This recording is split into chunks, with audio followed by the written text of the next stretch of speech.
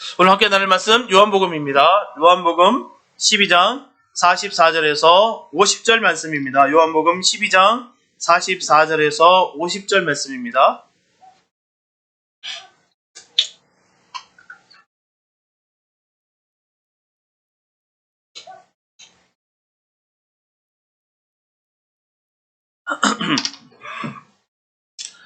요한복음 12장 44절에서 50절 말씀, 주님의 귀한 말씀 봉독해 올립니다. 예수께서 외쳐 가라사대 나를 믿는 자는 나를 믿는 것이 아니요 나를 보내신 이를 믿는 것이며 나를 보는 자는 나를 보내신 이를 보는 것이니라. 나는 빛으로 세상에 왔나니 무릇 나를 믿는 자로 어둠에 거하지 않게 하려 함이로라. 사람이 내 말을 듣고 지키지 아니할지라도 내가 저를 심판하지 아니하노라. 내가 온 것은 세상을 심판하려 함이 아니요 세상을 구원하려 함이로라. 나를 저버리고 내 말을 받지 아니하는 자를 심판할 이가 있으니 곧 나의 한 그 말이 마지막 날에 저를 심판하리라. 내가 자의로 말한 것이 아니요 나를 보내신 아버지께서 나의 말할 것과 이를 것을 친히 명령하여 주셨으니 나는 그의 명령이 영생인 줄 아노라. 그러므로 나의 이르는 것은 내 아버지께서 내게 말씀하신 그대로 이르노라 하시니라. 아멘. 몇 년 전이었죠. 영화 중에 설리 허드슨 강의 기적이라는 그런 영화가 있습니다. 재난 영화인데요. 영화를 보게 되면 여객기가 그 허드슨 강에 불시착한 상황에서 승무원들이 소리를 지르면서 승객들에게 탈출을 유도하는 그런 장면이 나옵니다. 그 장면을 보면 승무원들이 갑자기 돌변해서 승객들에게 소리를 지르고 자신들의 그 지시에 따라서 빨리 대처하라고 웃음기 전혀 없이 아주 강압적으로 그들에게 행동을 합니다. 하지만 항공 전문가들은 그 영화를 보고서 느낀 바가 비상 상황에서 승무원들은 이보다 더 강압적인, 더 날카롭게 명령하듯 승객들을 탈출시켜야 한다라고 그들은 말하고 있습니다. 승무원이 비상 상황에서 차분하게 존댓말로 탈출을 유도할 때, 매우 긴박하게 명령하듯이 탈출을 유도할 때 어떤 차이가 벌어지는지 직접 실험을 했다고 합니다. 먼저 존댓말로 차분하게 비상탈출을 유도할 때는 걸린 시간이 한 1분 44초 정도였다라는 것입니다. 하지만 미 연방 항공청에 의하면 여객기 사고에서 모든 승객이 90초 안에 탈출을 해야 된다라고 권고하고 있어요. 친절한 말로 응대하여 골든타임을 놓쳐 모두 죽음에 이를 수 있었다는 것입니다. 다음 실험에서 항공사 매뉴얼대로 명령하듯이 아주 강하게 비상탈출을 실시했을 때 모두 시간 안에 탈출할 수 있었다라고 전하고 있습니다. 이렇게 비상시국에는 긴박하게 소리를 지르며 뜻을 바로 전하는 것입니다. 위험한 시간은 점점 다가오고 있는데 상대에게서는 아무런 변화를 느끼지 못한다고 한다면 보는 사람은 급하게 되어 있고 목소리는 점점 커지기 마련이다라는 것입니다. 오늘 본문의 예수님도 이와 같은 심정이었다라는 것이죠. 오늘 예수님께서 하신 이 말씀은 예루살렘에 입성하신 후 3일째 되는 바로 화요일, 바로 성전에서의 마지막 설교의 한 부분입니다. 예수님께서 예루살렘에 입성하신 것은 3일 전인 바로 주일이었어요. 그 다음 날인 월요일에는 성전을 정화하셨고요. 이 화요일에는 성전에서 바로 마지막 설교를 하셨습니다.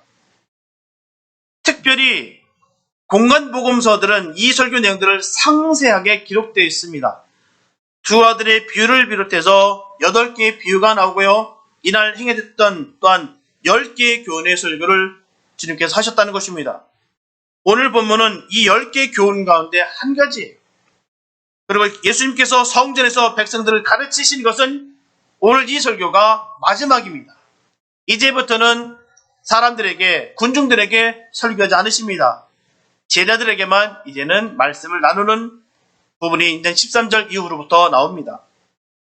그런 만큼 예수님께서는 하나님께서 허락하신 이 마지막 대중설교에 그 기회를 열정을 다해서 선포하셨다는 것입니다. 이제는 마지막이기 때문에 이제는 열정을 다해서 힘껏 주님께서 설교하셨다는 것이죠. 그래서 요한사도는 예수님의 이날의 설교 모습을 차라리 외침이다라고 그렇게 표현하고 있습니다. 여기서 외쳤다라는 헬라 원어 크라조는 동사로서 있는 힘을 다해 소리치는 것을 말합니다. 그냥 소리가 아니에요. 있는 힘을 다해서 소리치는 것. 그게 바로 크라조입니다. 마태복음 27장 23절 말씀 보면 빌라도가 가로되 어찌 미뇨 무슨 악한 일을 하였느냐 저희가 더욱 소리질러 가로되 십자가에 못 박혀야 하겠나이다 하는지라. 이 말씀은요, 빌라도가 예수님의 죄를 발견할 수가 없는 거예요. 아무리 봐도 이 사람은, 이 예수는 죽을 사람이 아니다라는 것이죠. 그래서 놓아주려고 했었어요. 그러니 성난 군중도 더욱더 성이 나서 예수님을 못 박아 소리를 질렀다는 것이죠. 죽여라는 것입니다. 바로 여기서 저희가 더욱 소리 질러 가로되 라는 이 말이 바로 크라조입니다. 크라조. 오늘 설교의 말씀에서 나온 그 동사 바로 크라조예요.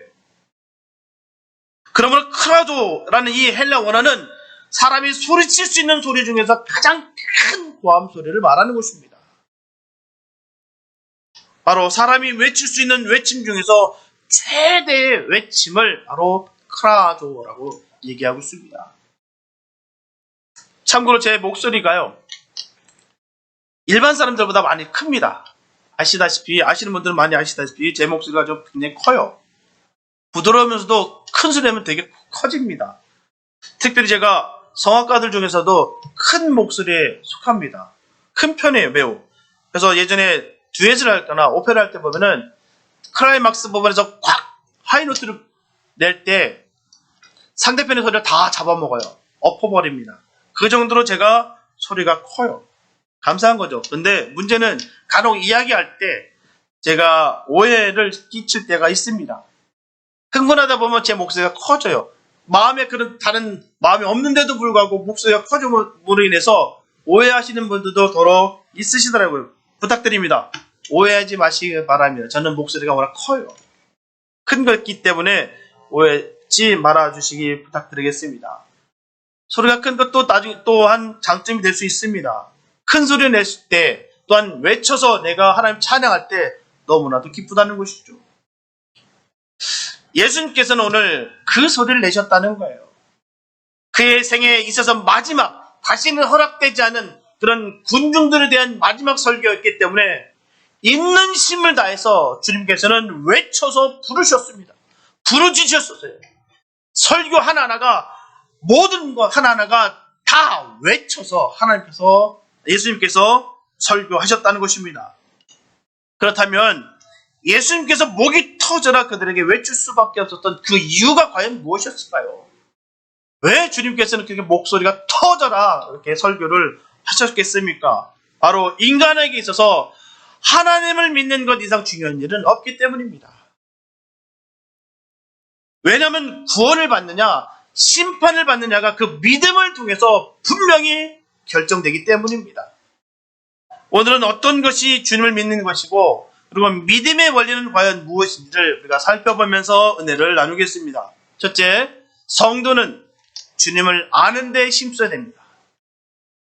보면 44절에 보면 나를 믿는 자는 나를 믿는 것이 아니요 나를 보내신 이를 믿는 것이며 라고 구절 하나하나를 주님께서 목이 터져라 외쳐 이렇게 말씀하셨다는 것입니다. 나를 믿는 자는 나를 믿는 것이 아니요 나를 보내신 이를 믿는 것이다 라는 것입니다. 예수님께서는 사람이 예수 그리스도를 믿는 것은 곧 하나님을 믿는 것이라는 그 말씀을 하고 계세요. 왜냐하면 예수 그리스도는 하나님으로부터 보내심을 받았기 때문이라는 말씀입니다. 그렇다면 하나님으로부터 보내심을 받았다는 말씀은 과연 무슨 뜻이겠습니까? 그것은 예수 그리스도의 성육신을 말하는 거예요. 성육신. 성육신이 뭡니까? 바로 예수님께서 육신의 옷을 입고 이 땅에 오셨다라는 것입니다. 이처럼 신앙의 본질은 성육신하여 오신 하나님의 아들 예수 그리스도를 믿는 것입니다. 그냥 믿는 것이 아니에요. 그분이 이 땅에 오실 때는 육신을 입고 오셨다. 왜? 우리에게 화목제물 되시기 위해서 오셨다. 나는 죄인이다. 주님께서 나의 피값으로, 주님의 피값으로 우리를 사셨다. 건지셨다. 이것을 믿는 것이 믿음이에요. 그냥 난 믿습니다. 아닙니다. 주님이 나의 구주가 되신 것을 믿는 것이 믿는 것이에요. 요한복음 1장 14절에 보면 말씀이 육신이 되어 우리 가운데 거하심에 우리가 그 영광을 보니 아버지의 독생자의 영광이요 은혜와 진리가 충만하더라. 이처럼 죄악된 육신을 입은 인간이 영이신 거룩하신 그 하나님을 직접 볼 수가 없습니다. 하나님을 보면 죄악된 인간은 죽게 돼 있어요. 직접 볼 수 없으므로 바로 알 수가 없고 바로 알 수 없기에 바로 믿을 수도 없었습니다. 하나님께서는 인간들이 볼 수 없는 하나님, 당신 자신을 인간에게 직접 보여주시기 위해서 이 땅에 친히 오셨습니다. 그분이 바로 예수 그리스도십니다. 하나님 대신 그분이 육신을 입고 이 땅에 오신 것이에요. 그래서 예수님의 공생의 3년 동안 보여주신 모습을 통해 하나님 아버지께서 자신을 인간에게 그대로 보여주셨습니다. 그 이유는 성부 하나님과 성자 하나님은 삼위일체 하나님이시기 때문이에요. 그래서 가능한 것입니다. 그러므로 영혼 속에서 하나님과 함께 계셨던 그 말씀 하나님이 동정녀 마리아를 통해서 이 세상에 오신 것과 그 독생자 속에 있는 은혜와 진리를 발견하는 것, 이것이 곧 믿음입니다. 요한일서 4장 15절에 보면 누구든지 예수를 하나님의 아들이라 하시나면 하나님이 저 안에 거하시고 저도 하나님 안에 거하느니라. 그래서 거듭난 성도라면 마음에 하나님을 모시고 살아가는 것입니다. 하지만 이 모든 과정은 반드시 주님을 온전히 믿는 것으로부터 시작되는 것이에요. 믿어야 주님이 우리 안에 거하시는 것입니다. 예수 그리스도를 믿는다는 것은 그가 모든 인류의 대속주 되심을 믿는 것이에요. 주님이 인류의 죄를 대신 짊어진 하나님의 어린 양이심을 믿어낼 줄 믿습니다. 그게 믿음이에요. 주님의 십자가의 대속이 나의 죄를 대신한 속죄의 제물이었음을 믿는 것이 신앙이에요. 분명한 것은 성육신하신 예수 그리스도만이 모든 사람의 대속주가 되실 수가 있습니다. 어느 누구도 이걸 대신할 수가 없어요. 아무리 성인군자일지라도, 아무리 명성이 높은 사람일지라도, 아무리 깨끗이 착한 사람일지라도 그 일을 감당할 수가 없습니다. 바로 오직 예수 그리스도만이 그 일을 감당하실 수가 있다는 것이에요. 이 대속의 은총을 통하여 인간은 그리스도 안에 살고 하나님 안에 사는 것입니다. 보면 45절과 46절 말씀 보면 나를 보는 자는 나를 보내신 이를 보는 것이니라. 나는 빛으로 세상에 왔나니 무릇 나를 믿는 자로 어둠에 거하지 않게 하려 함이로라.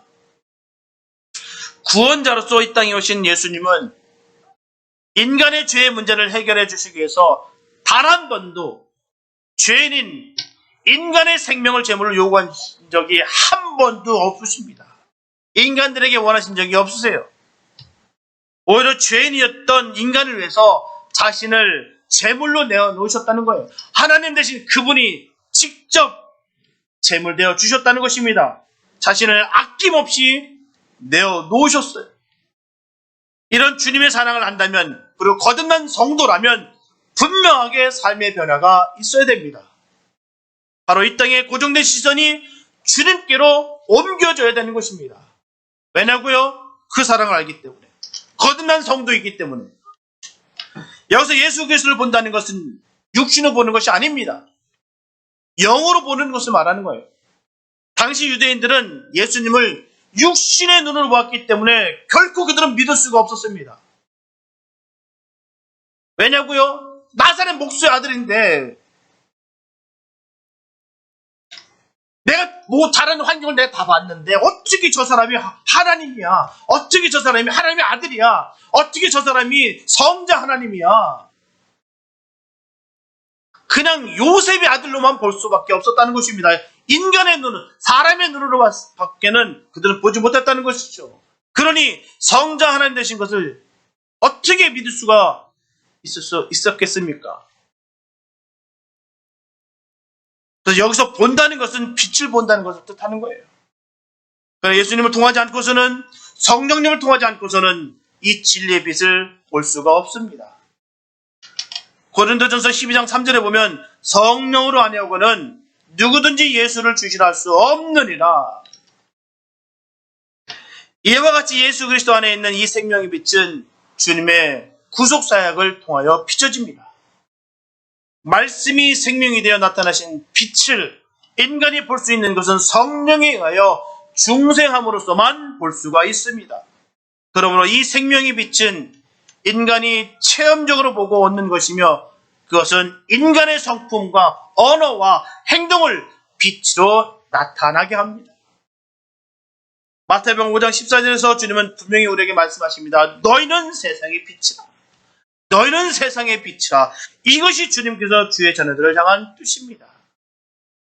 그래서 주님의 자녀들이라고 하면 주님의 뜻을 이해하고 주님의 마음을 알게 되어 있습니다.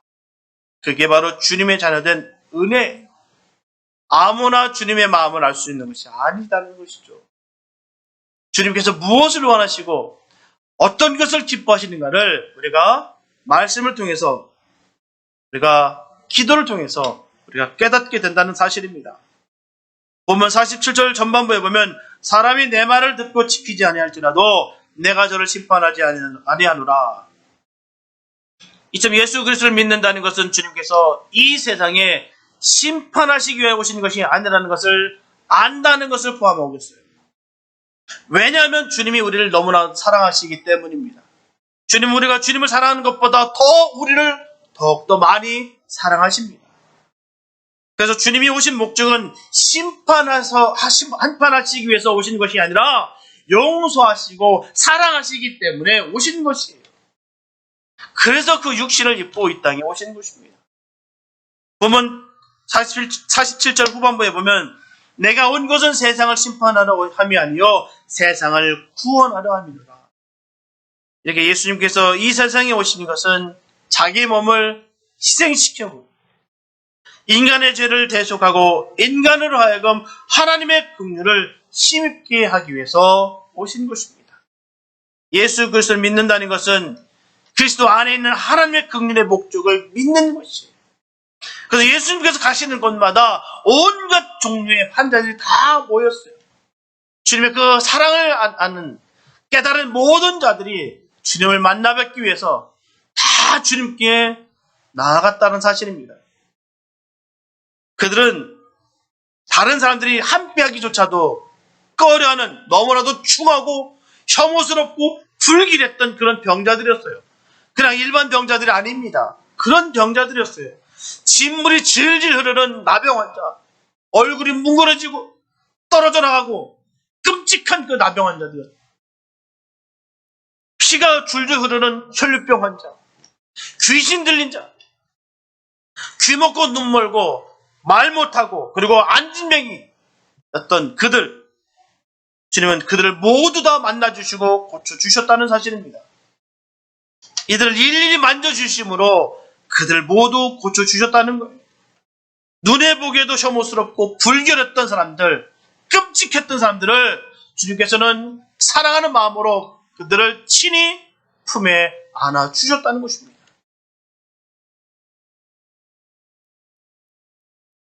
분명하게 주님은 어느 누구일지라도 주님께 오는 사람 거절하지 않습니다. 외면치 않으세요. 어느 누구일지라도 다 주님께서는 그 영혼 받아주신다는 것이에요. 그런데 하물며 신분과 귀천을 따지시겠습니까? 사무엘상 2장 8절 전반부에 보면 한나가 깨닫게 되면서 주님을 예언하고 찬양하기를 가난한 자를 진토에서 일으키시며 빈핍한 자를 거듭더미에서 드사 귀족들과 함께 앉게 하시며 영광의 위를 차지하게 하시는도다. 주님은 어느 누구라도 차별하지 않으십니다. 그게 주님의 사랑이에요. 그게 바로 예수님의 은혜입니다. 어느 누구랄지라도 주님 차별하지 않으셨어요. 다 만나주셨습니다. 부자든 가난한 자들 상관없어요. 성경에 보면 가난한 사람도 만나주셨고요. 저 부자 가난도 주님께서 만나주셨습니다. 이방 사람들이라고 해서 그들을 배척하지 않으셨어요. 다 만나주셨습니다. 로마 백부장도 만나주셨고요. 그 헬라 사람들도 주님께서는 다 만나주셨습니다. 비천에 처한 사람도 그리고 풍부에 처한 사람도 서로에게 역차별하지 아니하시고 모두 다 사랑하셨다는 것이에요. 그래서 만약에 가진 것이 많아서 목이 고다 교회에 오거나 반면에 가진 것이 너무 없어서 교회에 오는 것이 불편하게 생각한다면 그 사람들은 죄송합니다. 주님께 예배드리러 온 것이 아닙니다. 섬기러 온 것이 아니에요. 바로 돈 때문에 온 거예요. 돈이 있거나 없으면 주님을 버리고 떠날 사람들이라는 것입니다. 신앙 지키는데 믿음 생활하는데 돈이 왜 중요합니까? 그걸로 인해서 왜 그렇게 신분이 낮아진다 생각하십니까? 주님은 절대 그렇게 생각지 않으신데도 불구하고 말입니다. 교회 오는 것은요, 주님께 예배를 드리기 위해서 오는 거예요. 다른 거 아닙니다. 예배 드리고 섬기기 위해서 교회 오는 거예요. 주님은 결코 어느 누굴지라도 그 영혼을 다 사랑하십니다. 다 사랑하세요. 그래서 주님은 이 땅에 어떻게 오셨습니까? 화려하고 멋진 궁전에서 이 땅에 오셨습니까? 정말 저 비천한 그 말구유, 말이 이쁘게 표현하는 말구유죠. 있는 그대로 얘기하면 말밥통입니다. 말밥통에 누이셨어요. 누이실 곳이 없어서 말구유, 말밥통에 누임을 당하셨습니다. 그럼 어디서 자라셨습니까? 바로 그 귀천한 나사렛에서 주님은 자라셨어요. 오죽하면 사람들이 나사렛에서 선한 것이 날 수 있겠느냐라고 그렇게 전하고 있습니다. 보편적인 생각들이었어요. 나사렛에서는 절대로 선한 것이 있을 수가 없다라고 하는 것이 바로 나사렛입니다. 바로 주님께서는 그곳에서 자라나셨어요. 그리고 어디서 처음 주님께서 사역하셨습니까? 공생의 시작 처음이 바로 그 비천한 어촌, 바로 갈릴리입니다. 그렇다면 하나님 주님께서 왜 그렇게 하셨을까요? 그렇게 하신 이유가 뭘까요? 우리보다 더 낮은 곳에서 우리를 섬겨주시기 위해서, 우리를 받쳐주시기 위해서, 우리를 사랑하시기 때문에 그렇게 하신 것입니다. 그래서 주님은 오직 가난한 자를 더 사랑하시고 단지 부유하다는 이유 때문에 부유한 자를 미워하시는 분이 아니십니다. 잘 살고 못 사는 것, 내가 가진 것이 많고 적음이 중요치 않다라는 것입니다. 우리 주님의 기준은 그게 아니에요. 세상적인 가치와 기준이 거기 있는 거 아닙니다. 분명하게 우리가 기억해야 되는 것은 주님은 모든 영혼을 다 사랑하시되 의로운 사람을 더 사랑하시고 불의한 자를 미워하신다는 것입니다. 분명하게 우리가 알다시피 의인은 없나니 하나도 없다라고 했어요. 의인은 세상에 없습니다. 그래서 의인 되기 위해서 몸부림을 치는 사람을 사랑하신다는 거예요. 나의 연약함을 알고 내가 죄된 것을 알고 나 같은 죄인을 살려주신 그 놀라우신 그 사람의 하나님의 그 사랑을 깨닫는 자를 주님은 사랑하신다는 사실입니다. 그걸 사랑하는 것이지 세상의 것에 따라서 주님께서 차별치 않으신다는 사실입니다. 그러므로 주님을 사모하는 사람은 환경과 상황에 지배당하지 아니하고 주님을 사랑하는 마음으로 더욱더 가까이 나아가야 될 줄 믿습니다. 의로운 사람이란 명확한 증거가 여기 있는 것이에요. 주님께 더욱더 나아가는 사람, 그 안에 진리가 되시는 생명 되시는 주님이 함께 하신다는 증거가 됩니다. 그런 은혜가 우리에게 있게 되시기 바랍니다. 저와 여러분들은 늘 주님의 사랑을 깨닫고 주님을 아는 것에 최선을 다하는 삶을 온전히 살아야 될 줄로 믿습니다. 이렇게 믿음은 주님을 아는 것에서부터 시작되는 것이기 때문에 주님만이 우리의 전부가 되신다는 것을 늘 기억하시고 주님께 더욱 가까이 나아가시는 복된 삶이 되시기를 예수님의 이름으로 축복합니다. 둘째, 믿지 않으면 심판이 임하게 됩니다. 본문 48절에 보면 나를 저버리고 내 말을 받지 아니하는 자를 심판할 리가 있으니 곧 나의 한 그 말이 마지막 날에 저를 심판하리라. 이처럼 주님의 말씀을 듣지 아니하고 그 말씀을 무시하는 사람들은 무시하던 그 말씀에 의해서 반드시 심판을 받는다는 것입니다. 성경은 하나님의 말씀이고 하나님께서 우리를 사랑하셔서 내려주신 모든 법규들입니다. 그래서 모든 사람들은 하나님께서 내려주신 법규를 반드시 지키면서 살아야 됩니다. 그 이유는 주님이 우리를 살리기 위해서 주신 말씀이기 때문이에요. 그냥 우리를 괴롭히기 위해서 힘들게 해서 주신 것이 아니라 우리를 살리기 위해서 주신 말씀이기에 우리 그 말씀을 지켜야 되는 것입니다. 하지만 문제는 많은 사람들이 사람의 시선과 기준으로 살아간다는 거예요. 하나님의 법을 따르면 여러 제재로 삶이 고달파지고 답답하게 생각이 되기 때문에 자신의 소견대로 그렇게 살아가려 합니다. 그 모습이 더욱 자유스러워 보이고 번듯해 보이기 때문이라는 것이죠. 그래서 하나님의 법을 어기는 사람들은 자신의 욕망과 정욕과 탐욕을 더욱 소중하게 여기고 살아가는 사람들입니다. 이처럼 하나님의 법을 무시하고 살아가는 사람들은 당연히 그 안에 하나님을 모시고 살아가는 것을 싫어합니다. 그렇기 때문에 수단과 방법을 전혀 가르지 아니하고 악한 일도 서슴지 않고 살아갈 수 있다는 것이죠. 그래서 자신이 즐기고 싶은 것 다 즐기고 갖고 싶은 것 다 훔쳐서라도 다 가지며 조금도 마음의 가책이 없이 사는 삶을 살아갈 수가 있는 것입니다. 왜요? 하나님이 주인이 아니기 때문이에요. 자기 자신이 주인이기 때문에 그럴 수가 있는 것입니다. 내가 주인인 것이 뭘까요? 바로 인본주의입니다. 사람이 먼저다. 하나님보다 사람이 먼저다. 이게 인본주의예요. 세상적인 모습 보면 감성적으로 발휘할 때는 참 좋습니다. 사람이 먼저다는 거 참 좋아요. 그러나 사람이 먼저가 아닙니다. 하나님이 먼저입니다. 하나님이 나의 구주가 되시고 하나님이 나의 주인이 되어 주셔야 됩니다. 자꾸 내가 주인이 되니까 내가 하고 싶은 건, 내가 이루고 싶은 건, 내가 욕망을 챙기고 싶은 것을 다 하고 싶어 한다는 것입니다. 그게 바로 내가 나를 주인 삼은 것입니다. 그러나 하나님이 나의 구주가 되시고 나를 지배하실 때, 나의 주인 되실 때는 온전히 하나님 기뻐하시는 삶, 하나님이 원하시는 그 삶을 찾아서 나아간다는 사실입니다. 인간 중심, 인본주의, 온 세상의 온 우주의 주인은 나다.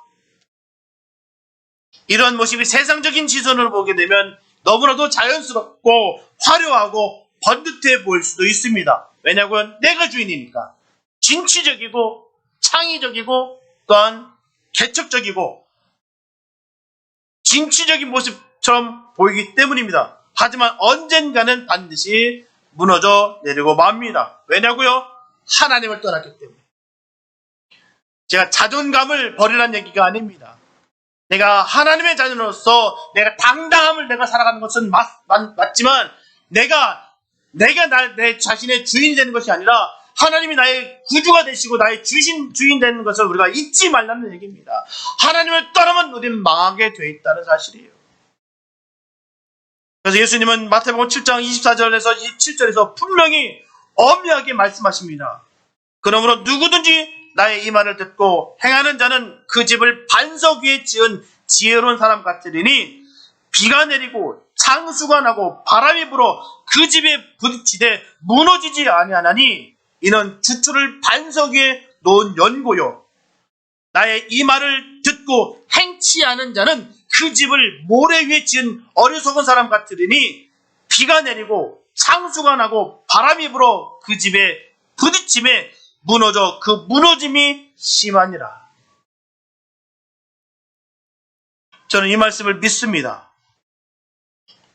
하나님을 떠난 인생 분명히 이렇게 무너진다는 사실입니다.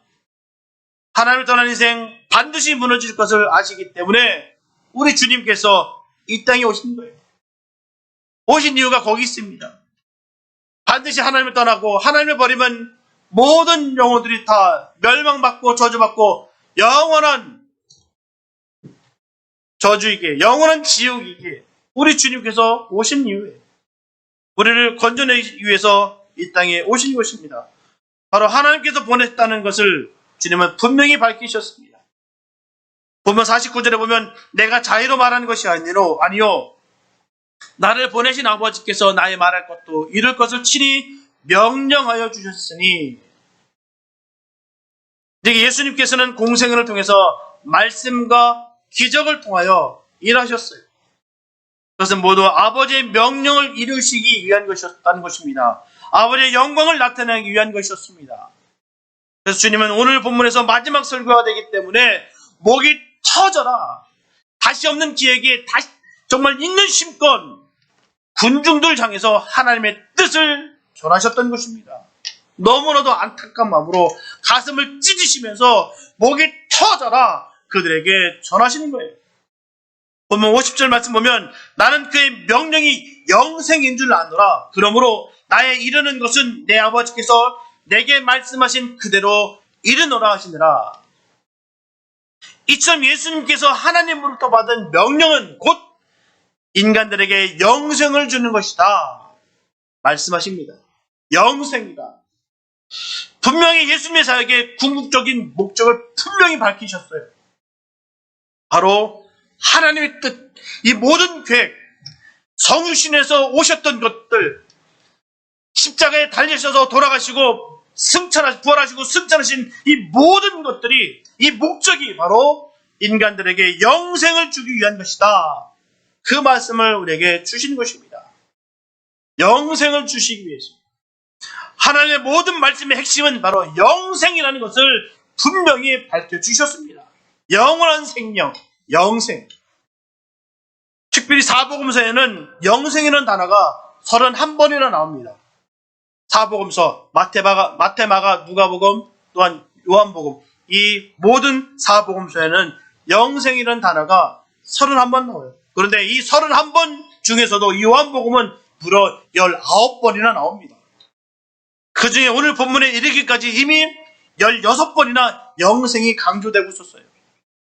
그래서 주님이 이 땅에 오신 후로 마지막 설교까지 영생으로 시작해서 영생으로 끝을 내셨다는 것입니다. 그러므로 주를 믿는 저와 여러분들의 궁극적인 목적이 바로 영생이어야 되는 것입니다. 영원한 생명. 그래서 누구든지 예수님을 믿기만 하면, 예수님 안에 거하기만 하면 예수님 안에서 영원한 생명을 얻는 사람이 될 수가 있습니다. 그렇기 때문에 주님을 믿고 구원을 받았다는 것은 죄와 죽음의 문제로부터 자유함을 얻고 영원한 생명을 얻고 누리는 것입니다. 이것이 바로 예수님의 사람들이 되는 것입니다. 영원한 생명을 받고 누리는 것, 주님의 자녀된 그 당당함이 있는 것, 이것이 바로 예수님의 사람들의 모습이라는 것입니다. 그렇다면 예수님의 사람들처럼 우리는 살아가야 될 줄 믿습니다. 바로 이 영원한 생명을 소유한 사람답게 생명의 길을 걸어가야 되는 것입니다. 분명하게 영원한 생명은 절대로 쇠함이 없고 다함이 없고 끝담이 없는 영원한 생명입니다. 그래서 어떤 상황 속에 있다 할지라도 죽음이 절대로 삼킬 수 없는 참 생명입니다. 이런 영원한 생명을 우리에게 주시려고 주님은 지금도 목이 터져라고 외치고 계신 것입니다. 지금도 말입니다. 2000년 전에 끝난 것이 아니에요. 지금도 앞으로도 계속해서 우리 주님께서 목이 터져라 지금도 외쳐 계신다는 것입니다. 한 영혼이라도 건져내시기 위해서 주님은 아직도 아낌없이 그의 주의 사랑을 전하신다는 거예요. 저와 여러분들은 이런 주님의 놀라운 사랑을 너무너무 잘 알고 있기 때문에 최선을 다해 주님을 사랑하고 우리에게 맡겨주신 그 영혼들을 사랑해야 될 줄 믿습니다. 그리고 주님처럼 외쳐 복음을 증거하는 복된 삶을 살아야 될 줄로 믿습니다. 사랑하는 성도 여러분, 주님은 오늘 마지막으로 군중들에게 설교하시면서 하나님의 말씀은 영생이고 하나님 아버지의 말씀대로 반드시 이루어질 것이기 때문에 반드시 주님을 믿어야 된다라고 주님은 목 놓아 외쳐 목이 터져라 이렇게 말씀하셨습니다. 구절 하나하나가 주님께서 목소리가 터져나고 그 크라조, 그 있는 힘껏 소리를 내서 주님은 그들에게 설교하셨다는 것이죠. 그러고 나서 주님은 무지한 사람들이 형벌 받지 않게 하시라고, 지옥에 가지 않게 하시라고 주님은 그 험한 그 십자가를 홀로 지셨습니다. 그리고 그 십자가를 바라보면서 주님을 믿는다면 죄와 심판과 형벌이 모두 사라질 것이고 마지막 날에 구원을 받을 것이다 라고 믿으라 하셨습니다. 그러나 너무나 안타깝게도 아직도 세상에 수많은 사람들이 이 귀한 복음을 알지 못하고 죽는 영혼들이 얼마나 많은지 모릅니다. 아직도 주님이 우리를 위해서, 우리 죄를 감당하기 위해서 십자가를 지셨다는 이 귀한 소식을 모르는 사람들이 너무나도 많다는 거예요. 그렇기 때문에 저와 여러분들은 땅끝에 이르기까지 예수님께서 온 인류를 위해 십자가에 못 박혀 돌아가셨다는 이 사실을 반드시 전해야 될 줄 믿습니다. 그래야 그들이 마지막 날에 심판받지 않도록 해야 되는 것입니다. 늦기 전에, 살아있을 때, 아직도 건강할 때 애쓰고 힘써서 복음을 전해야 될 줄 믿습니다. 우리가 만날 어떤 대상이든 그는 우리가 전하는 구원의 소식을 전해받아야 될 복된 사람들입니다. 그리고 우리가 만난 그 어떤 사람이든지 그들은 우리가 전해주는 사랑을 받아야 될 그런 사람들입니다. 저와 여러분들은 바로 사랑을 전하고 평화를 전하기 위해서 이 땅에 태어난 사람들입니다. 우리는 복음을 전해야 돼요. 여러분들의 땅끝이 어디입니까? 여러분들의 땅끝이 어디? 나와 가장 가까운, 정말 발 한 발짝만 디디면 영원히 떨어질 수밖에 없는, 영원히 무너질 수밖에 없는 그 영혼이 땅끝입니다. 그 영혼들을 찾으셔서 복음을 전하시기 바랍니다. 영원한 생명을 전하시기 바랍니다. 그러면 저분들은 축복을 전하고 사랑을 전하는 복된 구원자들이 되시기를 바랍니다. 그래서 구원자로 살아가시는 복된 예수님의 사람들이 되시기를 예수님의 이름으로 축원합니다. 기도합니다.